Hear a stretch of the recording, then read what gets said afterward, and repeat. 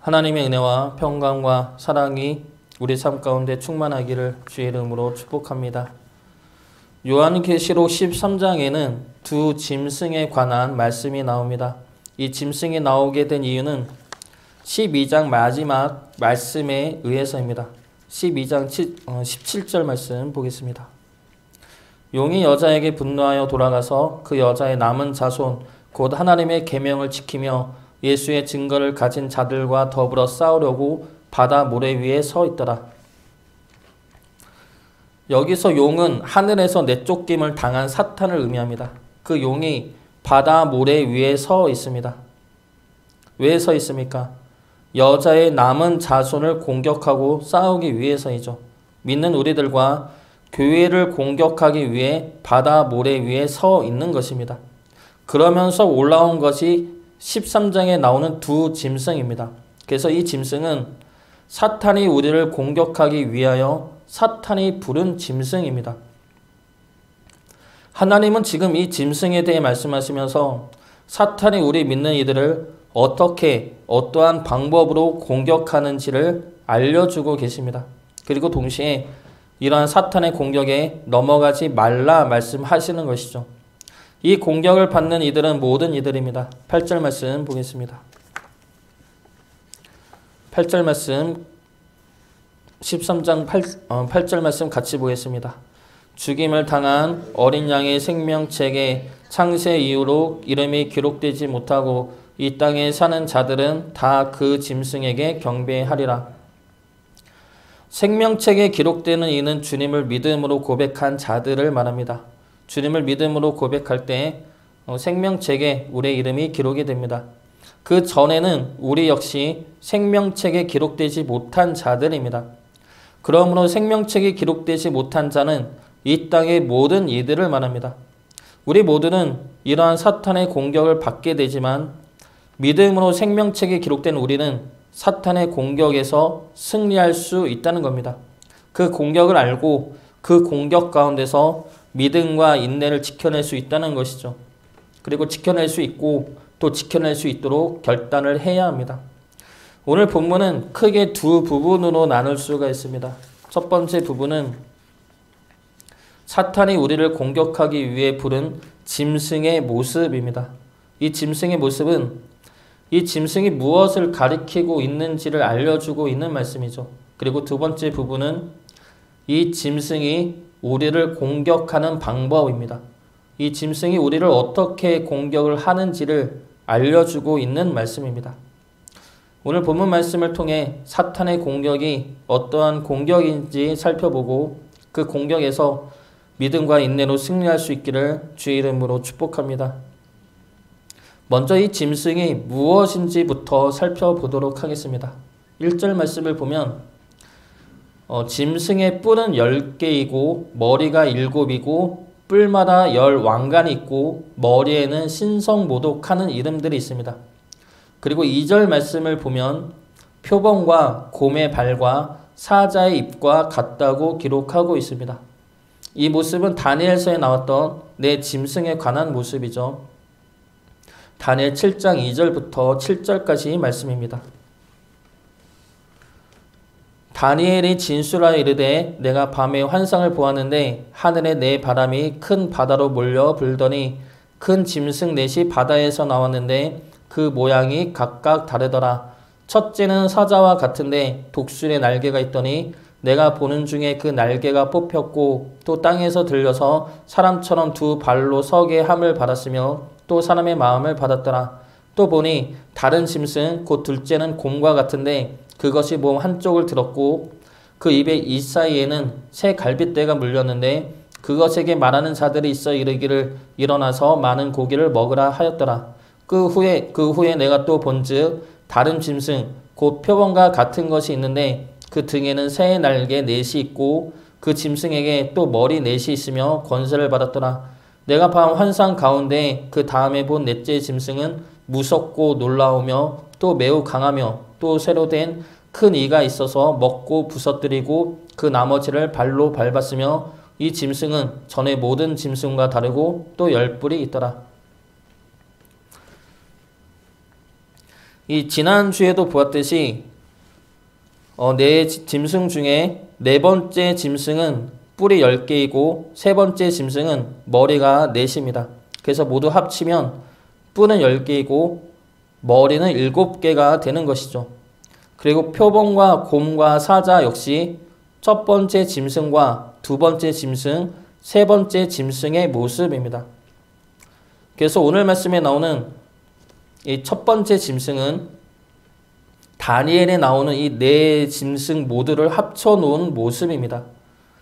그러면 다니엘서에 나오는 이 짐승들은 무엇을 가리키고 있습니까? 바벨론부터 로마까지 이스라엘을 지배했던 4개의 나라를 가리킵니다. 4개의 나라가 짐승이 아니라 그 나라의 권세와 권력을 통해 역사하는 사탄을 짐승이라고 하는 것이죠. 지금 요한계시록에서 나오는 첫 번째 짐승은 로마를 가리킵니다. 13장에는 두 마리의 짐승이 나오죠. 오늘 말씀은 첫 번째 짐승만 보고 있는데 이 첫 번째 짐승은 로마를 가리킵니다. 그러나 로마라는 나라만을 짐승이라 하는 것은 아니죠.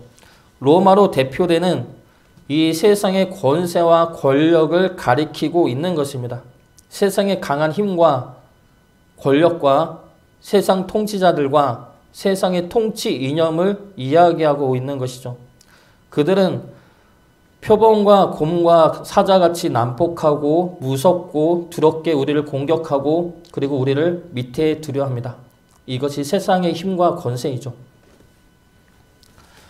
그러나 하나님의 나라는 그러한 나라가 아닙니다. 표범과 곰과 사자가 난폭한 존재로 있어서는 안 되는 나라가 하나님의 나라입니다.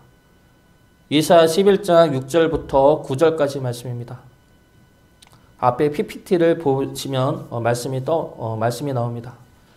이사야 11장 6절부터 9절까지 말씀입니다. 그때 이리가 어린 양과 함께 살며 표범이 어린 염소와 함께 누우며 송아지와 어린 사자와 살찐 짐승이 함께 있어 어린 아이에게 끌리며 암소와 곰이 함께 먹으며 그것들의 새끼가 함께 엎드리며 사자가 소처럼 풀을 먹을 것이며 젖먹는 아이가 독사의 구멍에서 장난하며 젖된 어린 아이가 독사의 구레에 손을 넣을 것이라. 내 거룩한 산 모든 곳에서 해됨도 없고 상함도 없을 것이니 이는 물이 바다를 덮음같이 여호와를 아는 지식이 세상에 충만할 것임이니라. 표범이 어린 염소와 함께 놀고 함께 눕고 사자가 살찐 짐승과 함께 있고 암소와 곰이 함께 있는 나라가 하나님의 나라입니다. 힘이 세든 약하든 권력이 있든 없든 잘났든 못났든 모두가 다 평등하며 존귀하게 어울려 함께하는 나라가 하나님의 나라라는 것이죠. 사탄은 지금 그러한 하나님의 나라를 깨트리고 사탄의 나라를 만들어 우리를 공격하고 있다는 겁니다. 그러면 이 사탄이 이 짐승을 통해서 어떻게 우리를 공격합니까? 첫 번째로 우리를 두렵게 만듭니다. 무엇을 두렵게 만듭니까? 세상의 방법대로 살지 않으면 지게 되거나 죽게 될 거라는 두려움입니다. 4절 말씀 보겠습니다. 4절 말씀 같이 보겠습니다. 용이 짐승에게 권세를 주므로 용에게 경배하며 짐승에게 경배하여 이르되 누가 이 짐승과 같으냐 누가 능히 이와 더불어 싸우리요 하더라. 누가 이 짐승과 같으냐 누가 능히 더불어 싸울 수 있겠느냐 두려움이죠. 지금 사탄은 이 짐승을 통해 세상 권세와 권력을 통해 우리를 공격하고 있습니다. 세상 권세와 권력을 통해 세상이 통치되는 방법들과 이념들을 잘못 퍼뜨리고 있습니다. 권력이 있어야 하고 권세가 있어야 하고 재물이 있어야 하고 그래서 누군가 위에 서서 사람을 다스려야 한다 말하고 있습니다. 위에 서지 않으면 밑에 설 뿐이다 라는 말로 서로 함께하지 못하고 옆에 사람을 밟고 올라가라 말을 하고 있는 것이죠. 세상은 그렇게 흘러가고 그리고 그것이 현실이라고 말합니다. 그러면서 세상이 흘러가는 방법에 함께하지 않으면 너만 도태되고 너만 망할 것이다 라는 말로 두려움을 심어주고 있는 것이죠. 이 두려움이 사탄의 공격 방법이라는 겁니다. 초대교회 시대에는 로마에 의해서 믿음을 가지면 죽일 것이라는 직접적인 두려움으로 믿는 이들을 핍박했습니다. 지금은 어떻습니까? 세상의 물질과 권력과 권세가 없으면 죽게 될 것 같은 두려움을 주고 있죠. 믿음을 고백하면 죽인다는 직접적인 두려움은 없지만 믿음을 지키고 믿음대로 살면 망할 것이라는 두려움을 계속 주고 있습니다. 그래서 우리가 두려움 끝에 믿음을 버리도록 만들고 있다는 것이죠. 물질을 잃으면 죽을 것 같은 두려움, 명예를 잃으면 죽을 것 같은 두려움, 권력을 잃으면 비참해질 것 같은 두려움, 그 두려움이 우리로 하여금 상대적으로 덜 두려운 믿음을 버리게 한다는 겁니다. 지난주에 교육자 회의를 갔는데 그곳 교회 전도사님의 설교가 개인적으로 너무 은혜가 되었습니다. 설교라기보다는 그 전도사님이 그 교회에 와서 목회하면서 받은 은혜에 대한 나눔이었는데 그게 공감이 되고 힘이 되는 말씀이어서 참 은혜가 되었던 것 같습니다. 그 중에 하나만 이야기를 하면 그 전도사님이 교회에 부임하면서 300만 원 빚을 지고 왔다고 합니다. 그 이사 비용이랑 여러 비용 합쳐서 300만 원 대출받아서 왔는데 올 때는 하나님이 책임져 주시겠지라는 믿음으로 왔다고 합니다. 그런데 그 교회가 해남에 있는 작은 교회이죠.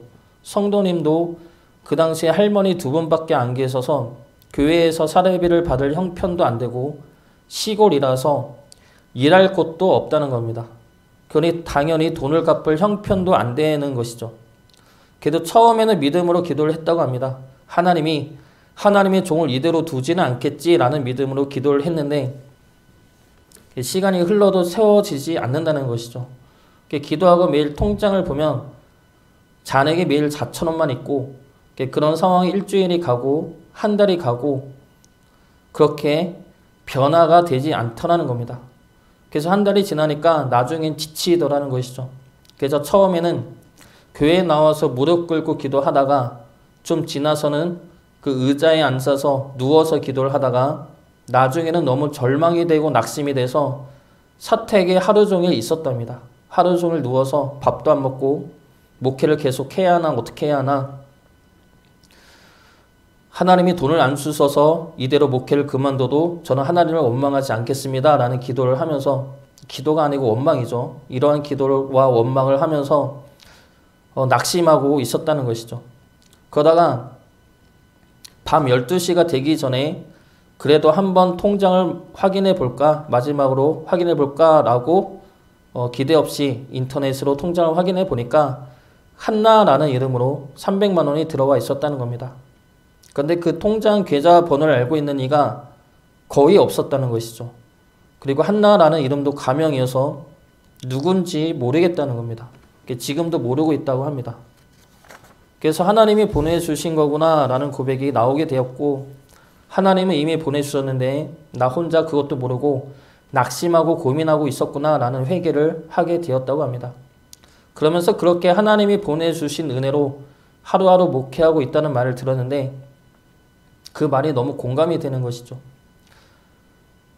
저 또한 그리고 다른 목사님들 또한 그렇게 셀 수도 없을 만큼 많은 은혜를 받으면서 목회를 하고 있죠. 그래서 목회하면서 체험하고 있기에 그 감사가 얼마나 크고 놀라운지를 알 수가 있습니다. 그리고 감사 이전에 그 전도사님이 겪었던 고민과 낙심과 두려움도 얼마나 큰지도 잘 알고 있죠. 우리는 삶 속에 하나님의 은혜와 하나님의 돌보심은 분명히 임합니다. 그런데 그 은혜와 돌보심을 경험하기 전에 우리는 연약해서 현실 가운데 늘 염려하며 근심하며 낙심하게 됩니다. 너무나 낙심하게 되는 것이죠. 하나님의 은혜를 수없이 경험하면서도 매번 염려하고 근심하는 것이 우리들이라는 겁니다. 그 염려와 근심을 세상이 주고 있다는 것이죠. 우리가 빚을 갚지 못하면 어떡하지? 우리가 가난해지면 어떡하지? 하나님이 나를 돌보지 않으면 어떡하지? 이러한 염려와 두려움을 세상은 끊임없이 계속해서 주고 있다는 겁니다. 그런데 정말 두려워해야 할 것은 이러한 세상적인 문제가 아니라 우리가 믿음을 버리는 것입니다. 물질이 없으면 죽는 것이 아니라 우리가 하나님을 버리면 우리가 살 수가 없습니다. 명예를 잃어도 권력을 잃어도 우리가 믿음을 붙들고 있다면 우리는 하나님으로 인해 죽지 않습니다. 그러나 우리가 믿음을 버리면 명예를 얻고 권력을 얻어도 우리 영혼은 죽을 수밖에 없습니다. 사탄의 목적은 오늘 말씀에도 나오듯이 우리 이름이 생명책에 기록되지 않게 하는 것입니다.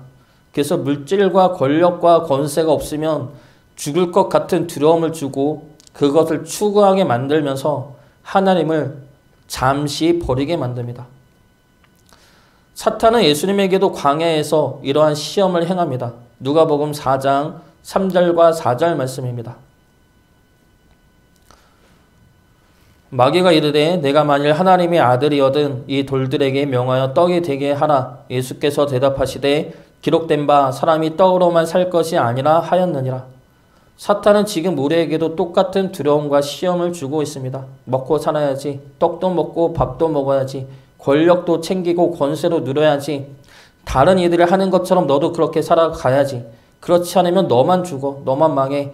다른 이들은 다 그렇게 사는데 너 혼자 그렇게 살다가 너만 뒤처지면 어떡할 거야. 이러한 시험이죠. 사탄이 주는 유혹과 시험에 넘어가지 않으면 죽을 것 같은 두려움과 사회에서 뒤처질 것 같은 두려움을 계속해서 주고 있습니다. 그러나 주님의 말씀처럼 우리는 말씀으로 사는 이들이죠. 떡이 아니라 권력이 아니라 권세가 아니라 우리를 지키시고 보호하시며 우리에게 영원한 생명을 주신다는 하나님의 말씀으로 사는 이들입니다. 두려워하지 마시기 바랍니다. 믿음을 지킨다고 했을 때 너만 망할 것이라는 세상의 말들과 사람들의 말 속에서도 두려워하지 마시고 믿음을 지켜내시기 바랍니다. 하나님은 지금도 살아 역사하고 계시는 하나님입니다. 우리가 하나님의 백성됨을 지키면 하나님은 우리를 지켜내십니다. 두려움 속에서도 하나님만 경배하며 하나님을 섬김으로 영적 전쟁에서 승리할 수 있기를 주의 이름으로 축복합니다. 두 번째로 짐승이 우리를 공격하는 방법은 신성모독입니다. 하나님을 부정하고 예수님을 욕하고 교회를 비난하는 겁니다. 5절 말씀 보겠습니다. 5절 말씀 같이 보겠습니다. 또 짐승이 과장되고 신성모독을 말하는 입을 받고 또 42달 동안 일할 권세를 받으니라. 사탄은 세상을 통해 교회를 비난하고 하나님을 모독합니다. 예수님을 죽일 때도 마찬가지였습니다. 예수님을 죽인 제목 중에 하나가 신성모독이죠. 하나님의 아들이다 라고 말한 것이 신성모독이기 때문에 그 죄로 예수님을 죽였는데 그 자체가 예수님을 향한 신성모독이죠. 예수님이 하나님의 아들이 아니며 구원자가 아니라고 부정하였기 때문에 이 자체가 신성모독입니다. 이러한 신성모독은 인류 역사 내내 이어져 왔습니다. 지금도 사람들은 하나님을 부정하고 예수님을 비난하고 교회를 욕합니다. 제가 초등학교 때 버스를 타면 어르신들이 그렇게 하나님을 비난했습니다. 기독교는 제사도 안 지낸다고, 그래서 부모도 내팽개치는 아주 못된 종교라고 어른들이 만나면 버스 안에서 계속 그렇게 비난하고 욕을 합니다. 지금도 마찬가지이죠. 세상은 여러 가지 이유로 하나님과 교회를 욕하고 비난합니다. 교회가 정치한다고 욕하고, 교회가 세상과 똑같다고 욕하고, 교회 목사들은 돈 밝히고 여자 밝힌다고 욕하고, 세금도 안 내면서 헌금만 밝힌다고 욕하고. 그래서 지금은 교회가 세금을 내고 있죠. 그 세금 덕분에 오히려 목회자들이 나라 덕을 보고 있습니다. 그런데 이들은 하나님도 부정하고 예수님도 부정합니다. 세상에 무슨 사고, 사건이 일어나면 이게 다 하나님이 없는 증거다라고 이야기를 하죠. 그런데 이런 신성모독하는 말들은 믿지 않는 이들뿐만이 아니라 믿는 우리에게도 찾아오는 시험입니다. 우리가 힘들고 어려우면 하나님을 원망하죠. 우리가 고통스러우면 예수님의 사랑을 부정하고 의심합니다. 사탄은 끊임없이 우리로 하여금 하나님을 의심하게 하고 주님의 구원을 의심하게 만듭니다. 이 시험 역시 광야에서 예수님을 향하여 했던 시험이기도 합니다. 사탄은 예수님을 향해 높은 곳에서 뛰어내리라 말을 하죠. 하나님이 받아주시나 뛰어내려 보라 말합니다. 이것은 하나님의 사랑을 의심하라는 것이죠. 하나님이 너를 정말 사랑하시나 시험하고 의심해 보라는 겁니다. 이 시험에 예수님은 주 너의 하나님을 시험하지 말라라는 말씀으로 승리하십니다. 우리 역시 주님의 이 말씀으로 승리하여야 할 것입니다. 하나님을 부정하고 예수님을 의심하고 교회를 비난하는 그 공격 앞에서, 사탄의 공격 가운데서 하나님을 믿음으로 승리할 수 있기를 바랍니다. 어떠한 상황에서도 우리가 의심하지 말아야 할 것은 하나님은 나를 사랑하고 계시다는 사실이죠. 하나님은 말씀하셨고 우리는 그 말씀을 믿어야 합니다. 그리고 그 믿음이 우리의 능력이 되고 우리의 역사가 됩니다. 하나님은 미쁘시며 주님의 사랑은 영원하시며 교회를 통한 성령의 역사하심은 끝이 없습니다. 그 믿음으로 승리할 수 있는 주의 자녀 되시기를 주의 이름으로 축복합니다. 마지막으로 짐승의 공격은 사탄을 경배하게 만듭니다. 8절 말씀 다시 보겠습니다. 제가 보겠습니다. 죽임을 당한 어린 양의 생명책에 창세 이후로 이름이 기록되지 못하고 이 땅에 사는 자들은 다 그 짐승에게 경배하리라. 죄책감을 없애는 방법은 모두가 다 죄를 짓는 것이죠. 그리고 그 죄를 지음으로 얻는 이득을 자랑하고 누리는 것입니다. 사탄은 우리가 하나님을 버릴 수 있도록 세상의 권력과 명예와 권세와 물질의 쾌락을 줍니다. 그러므로 우리가 그것들에 취해서 그것들을 탐하며 누리도록 만듭니다. 더 나아가 그것들을 경배하게 만들죠. 그러므로 자연스럽게 하나님의 생명책에 이름을 올리지 못하게 만들고 있다는 겁니다. 지금도 많은 이들이 이러한 것을 경배하고 있습니다. 믿는 이들도 경배할 때가 많죠. 오히려 이러한 것들을 경배하기 위해 믿음 생활을 하고 있는 것 같은 모습을 보기도 합니다. 자리를 탐하고 권력을 탐하고 물질을 탐하고 그것들을 누리고 지키기 위해 하나님 이름을 들먹이고 있는 모습이 얼마나 많이 있습니까? 이러한 시험을 우리는 어떻게 이겨낼 수가 있습니까? 이 시험 역시 광야에서 예수님이 당한 시험 중 하나입니다. 누가복음 4장 6절과 7절 말씀입니다. 이르되 이 모든 권위와 그 영광을 내가 네게 주리라. 이것은 내게 넘겨준 것이므로 내가 원하는 자에게 주노라. 그러므로 내가 만일 내게 절하면 다 내 것이 되리라. 사탄은 세상의 모든 권세와 영광과 권력과 물질로 예수님을 유혹합니다. 내게 절하면 내가 다 너에게 줄 것이다 유혹을 하죠. 이 시험에 예수님께서는 뭐라고 말씀하십니까? 누가복음 4장 8절 말씀 보겠습니다. 예수께서 대답하여 이르시되 기록된 바 주 너의 하나님께 경배하고 다만 그를 섬기라 하였느니라. 하나님께 경배하고 다만 그를 섬기라. 이 말씀이 사탄의 시험에 대항하는 우리의 무기이며 능력의 말씀입니다. 사탄은 세상의 권력을 경배하라 하고 물질을 경배하라 하고 권세와 능력을 경배하라 합니다. 그리고 많은 이들이 이러한 사탄의 공격에 넘어가 그것들을 경배하며 우리에게도 그것들을 경배하라 강요합니다. 그러한 경배의 분위기와 강요 속에서 주님의 말씀을 의지하여 승리하시기 바랍니다. 우리 하나님만 경배하고 섬길 수 있기를, 그 말씀을 붙듦으로 그렇게 살아가기를, 그러므로 영적 전쟁에서 승리할 수 있기를 주의 이름으로 축복합니다.